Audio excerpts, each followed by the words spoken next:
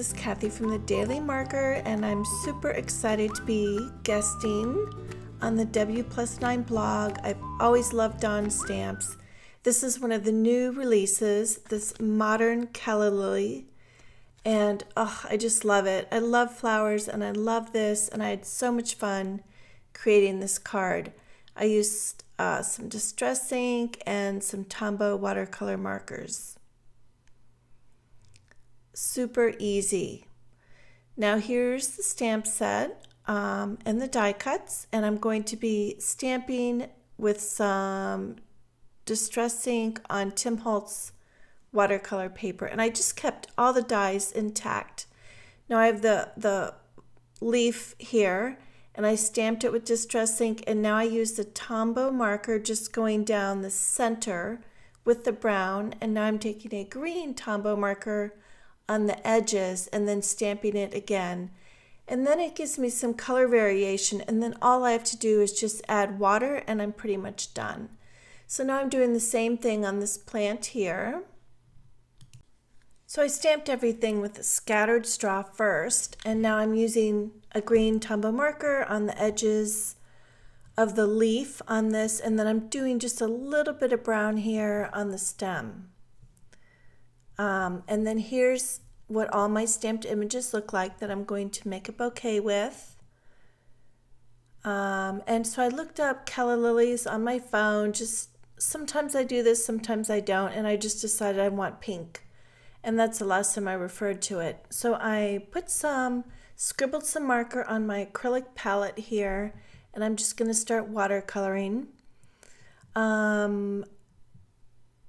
I started with a wet brush on this Tim Holtz paper, and now I'm picking up some water and just blending that out. Sorry that my water's off camera. So now I picked up some of the olive color, and I'm just pulling that down. I just want a little hint of a darker color right on the edge there. And then I dab some of that color off my brush, and then I rinse it and move it around. So the way I'm successful with watercoloring is first I have my color on my flower here, and I took the color off my brush, I rinsed it, dabbed it off, and then I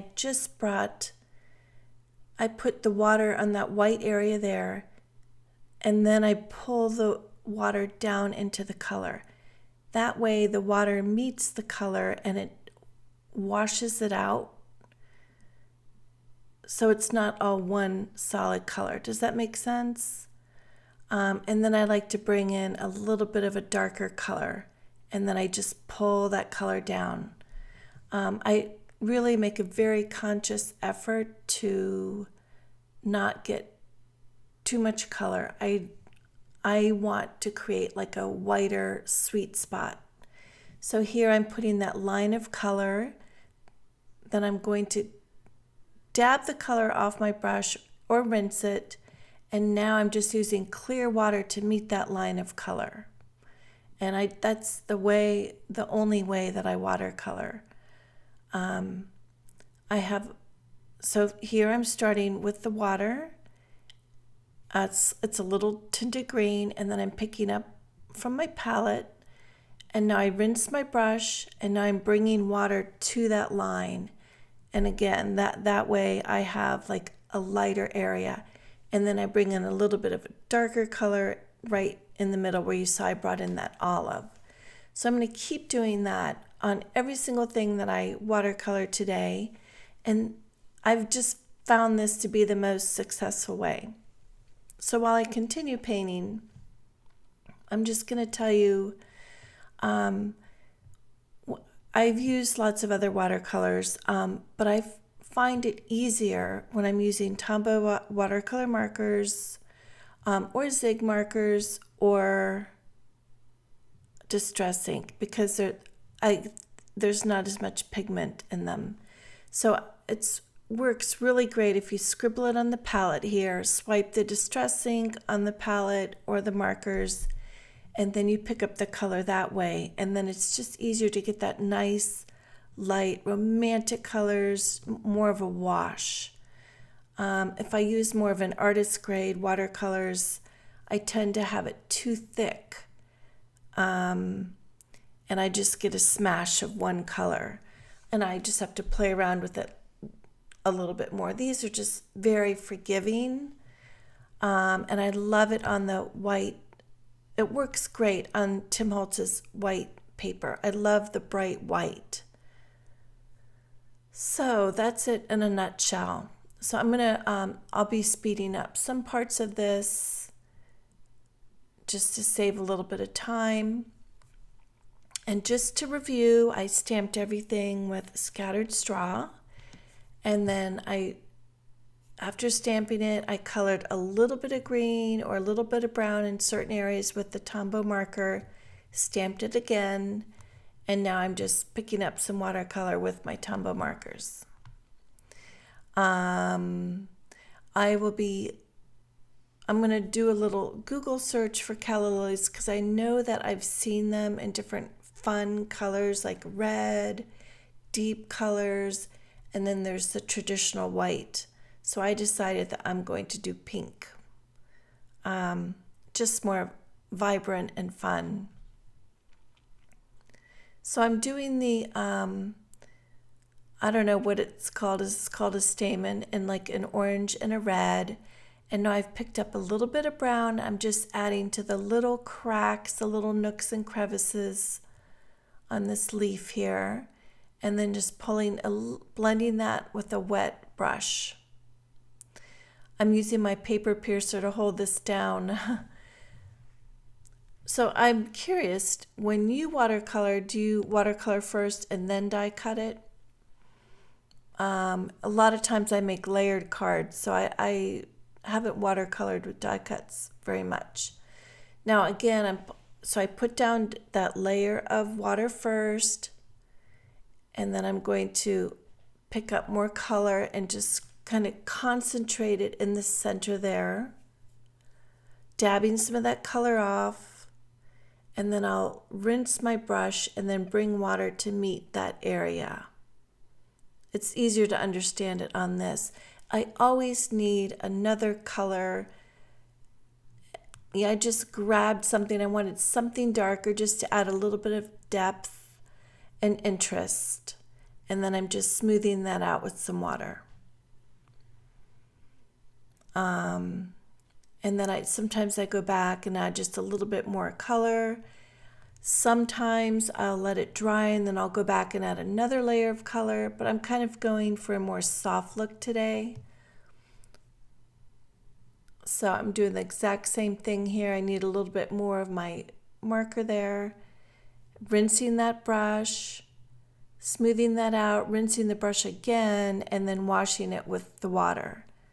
That way I keep that color concentrated. I sound kind of hoarse tonight. Well, it's like midnight, so maybe that has something to do with that. Now I'm using a little bit of that pink and pulling that color down into the green stem because the photograph showed that. So I'm just doing it very subtle. And then I'll finish coloring these flowers, and then I'll arrange my bouquet. And I'll show you a little trick that works for me when I do that. Now here's the leaf, and I'm just mixing a couple different Tombow markers together and just kind of want to do a little bit of a wash because I stamped this with the straw, the scattered straw, and then I stamped it again with some brown and some green. I just figure that it's all going to work and be interesting, and I don't need to bring any other color on this. So I'm just using the water and the brush and just filling in that space. Very simple, very easy, very basic. I love how it was so easy to add more color to the stamped image with the Tombow Watercolor Markers. I've done that like a very long time ago, and I kind of forgot how easy that is. So I'm just finishing that up here, and I'm going to super speed this in a minute. Now I decided this was fun and relaxing, and I decided I'm going to stamp this for the background, and then I'll put some vellum on top and then arrange my bouquet. Once I finish this, I'll just bring a little bit of brown down the center again, and then I'm done. Here's all of my watercolor images and the Tombow markers that I used. I have this little antique salt and pepper thing that I love using. So we're moving on to the background, and I'm just stamping this with scattered straw, and then I colored the stem with the marker just for a little interest. And then I stamped this with the lemonade, the squeezed lemonade to be precise, and now I have some scattered straw on my palette here and just doing a quick color on these palm leaves or ferns, whatever you want to call them. I am not well spoken with flowers and leaves and all that, but I did know that this was a calla lily, so I get a bonus for that.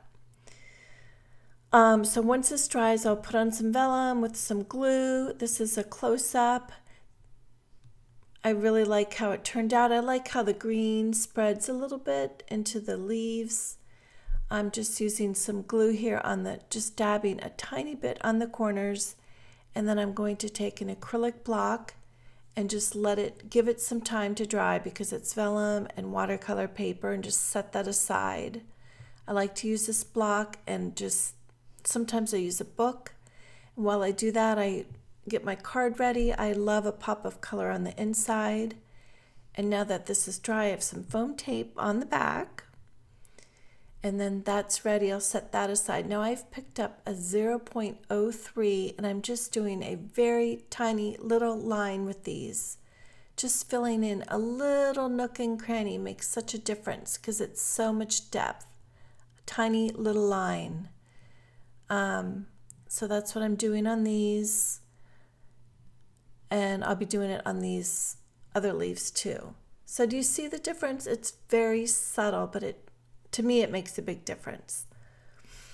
So, okay, deep breath. Now I have a little scrap piece of paper, and I'm going to glue the first two. I'm just going to start with these calla lilies. I hold it down with the paper piercer, and then I'll trim that little excess. And then that just gives me like a little bit more room to work with. And then I'm going to add glossy accents to the back here. I love glossy accents. It dries fast. And I'm impatient, so I use a little strip of paper for the glossy accents to stick to something else. And then the rest is simple. I just layer on top, and then I'll be adding foam tape to the back. So much fun. Isn't rubber stamping great? Thank you, Dawn, for creating such beautiful stamps. So I'm adding foam tape to the back of these because, of course, we need some dimension. I love dimension. And then I'll be adhering that to my card base. I decided to go without a sentiment. Sometimes you just need a good old blank card. So now I'm just figuring out how I want to arrange these. Now I love coloring twine with a marker. It's super easy. It's a great thing to use that chisel end for. And then I just tied it around one of the calla lilies. And this is the finished card. I hope you liked it. I hope you picked up a few tips. So have a great week, and I'll see you next time. Thanks for watching.